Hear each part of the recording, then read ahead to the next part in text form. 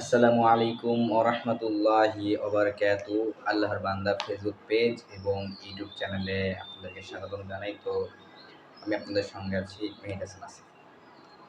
তো আজকের ভিডিওর টপিক হচ্ছে, আপনারা হয়তো অনেকেই লক্ষ্য করেছেন যে একজন, আমি জানি না আপনারা লক্ষ্য করেছেন কি না, এটা আমি শিওর দিয়ে বলছি না, হয়তো অনেকে দেখে থাকবেন যে একজন মুফতি নিজেকে মুফতি দাবি করছে, অথচ সে একটা প্রশ্নের উত্তর খোঁজার জন্য পাগল হয়ে গিয়েছি।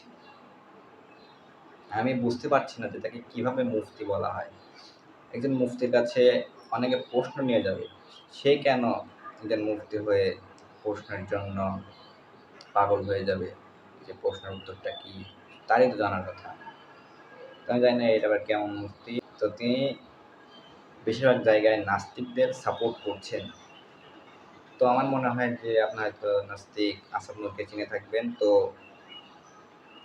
আসাদ নূরের পক্ষে হয়তো সে কাজ করছে, হয়তো আসাদ নূরের কাছ থেকে সে কিছু পেমেন্ট নিয়ে ইসলামের বিরোধিতা করছে, ইসলামের বিরুদ্ধে কথা বলছে এবং নিজেকে মুফতি দাবি করছে। শুধু সে নয়, আমি আরও অনেক লোককেই দেখেছি, মানে তার সঙ্গে আরও ৩ জন লোক ছিল মেবি। তো তার ওই মুফতিটার নাম যেন কি, মুফতি বশির না কি যেন একটা নাম, আমার মনে নাই। তো হয়তো প্রশ্ন তার কাছে অনেক গুরুত্বপূর্ণ। যদি সে মুফতি হয় তাহলে তিনি কেন প্রশ্নটা নিয়ে এত বাড়াবাড়ি করছেন? সে নিজেই তো উত্তরটা দিতে পারে যদি সে একজন মুফতি হয়।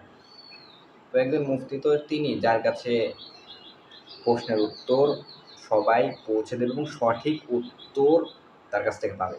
তিনিই প্রকৃত মুফতি, আমি আশা করি।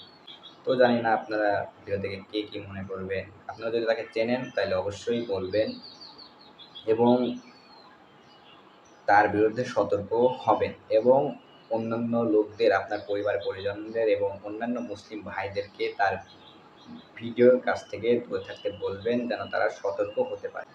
দেখা হবে পরবর্তী ভিডিওতে। সে পর্যন্ত ভালো থাকবেন, সুস্থ থাকবেন। আল্লাহ হাফিজ। আসসালামু আলাইকুম ওয়া রাহমাতুল্লাহ।